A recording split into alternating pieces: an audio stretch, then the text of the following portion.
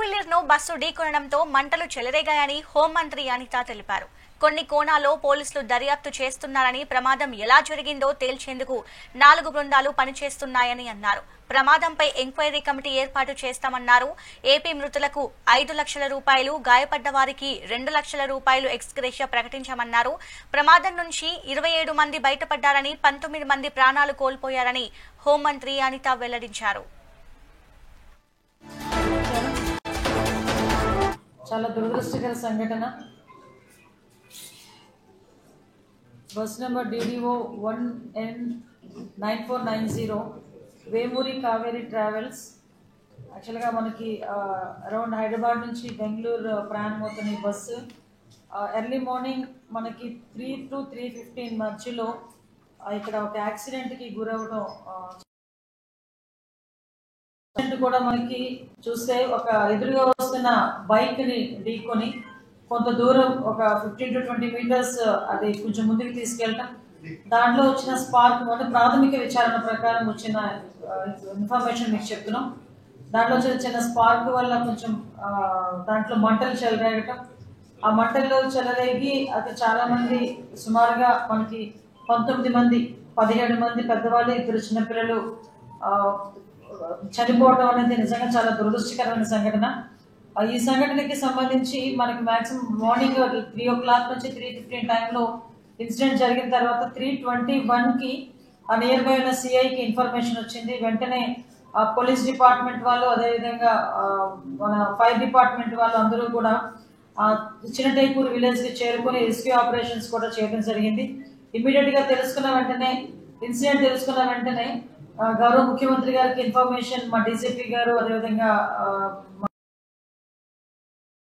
కూడా ఇన్ఫర్మేషన్ ఇవ్వటం, మాకు కూడా ఇన్ఫర్మేషన్ ఇచ్చిన వెంటనే నియర్ బై ఉన్న మా పొలిటికల్ లీడర్స్ అందరికీ కూడా, మంత్రి గారు మణిపూర్ రామప్రసాద్ రెడ్డి గారికి, అదేవిధంగా లోకల్ ఎమ్మెల్యే చెప్తారెడ్డి గారికి, ఎంపీ గారికి అందరికీ కూడా ఇన్ఫర్మేషన్ ఇస్తే అరౌండ్ 6-6:30 కల్లా మ్యాక్సిమం ఎమ్మెల్యే, ఎంపీ వాళ్ళు కూడా అక్కడికి వచ్చి ఆ రెస్క్యూ ఆపరేషన్స్ లో కూడా వాళ్ళు కూడా సహాయ సహకారాలు అందించారు.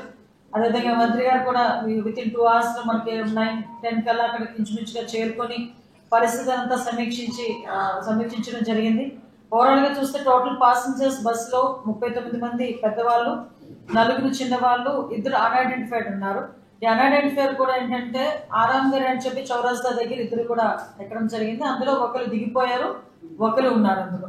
సో తర్వాత మనకి సర్వైవర్స్ చూసుకుంటే మాక్సిమం మంటలు చల్లలేదు, కానీ ఎక్స్ట్రా డ్రైవర్ వచ్చి కొంచెం వెనకాతల ఉన్న ఎగ్జిట్ డోర్ ని కొంచెం బలంగా పగలగొట్టడం, తర్వాత వీళ్ళందరూ కూడా కొంచెం చాలా మంది రెస్క్యూ ఆపరేషన్స్ చేసుకుని వాళ్ళగా కొంతమంది బయటకు కూడా రావడం జరిగింది.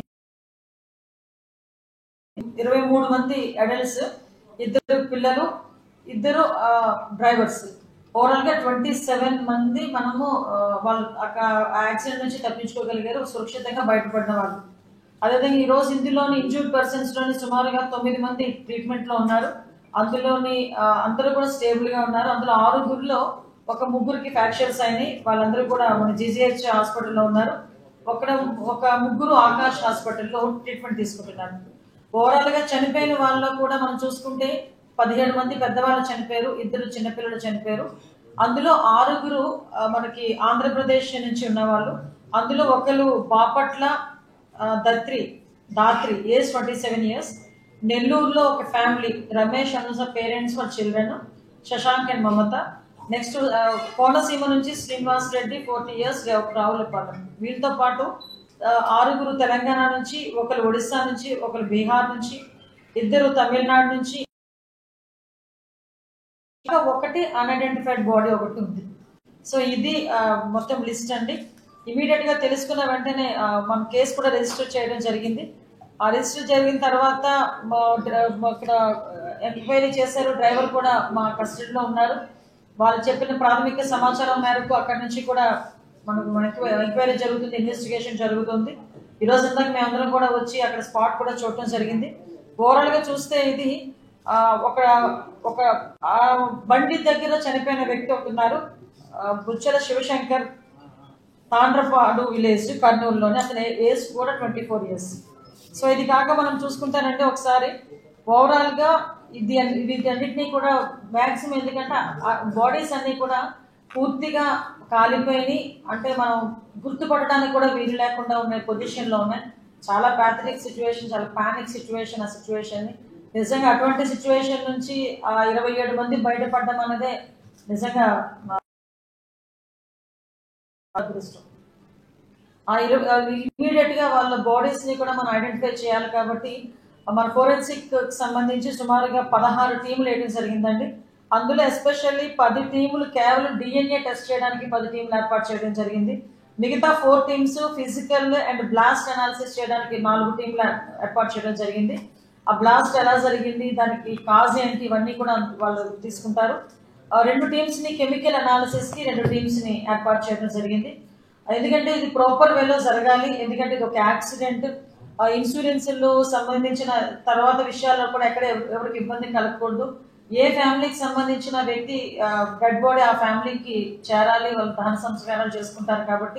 కాబట్టి డిఎన్ఏ శాంపిల్స్ తీసుకొని వాళ్ళతో మ్యాచ్ చేసి వీటన్నిటికీ కూడా కొంచెం టైం పడుతుంది. But as well as possible forensic department అంతా చాలా అలర్ట్ గా ఉంది, పోలీస్ డిపార్ట్మెంట్ అంతా చాలా అలర్ట్ గా ఉంది. యాజ్ వెల్ యాజ్ పాసిబుల్ వాళ్ళకు కూడా హ్యాండ్ ఓవర్ చేస్తాము. నిజంగా బాధ్యత కూడా మనందరి మీద కూడా ఉంది.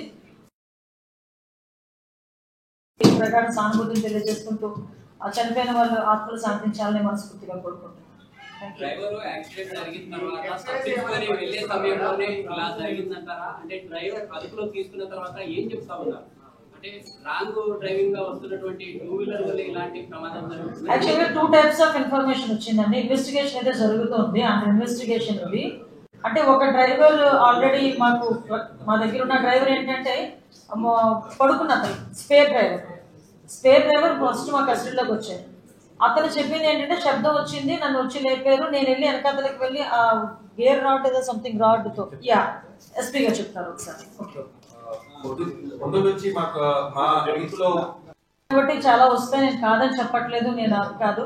ఆల్రెడీ దీనికి సంబంధించి చూసుకుంటే మొత్తం ఆల్ ఇండియా పర్మిట్ ఉంది, ఫిట్నెస్ సర్టిఫికేట్స్ ఉన్నాయి, అన్ని కూడా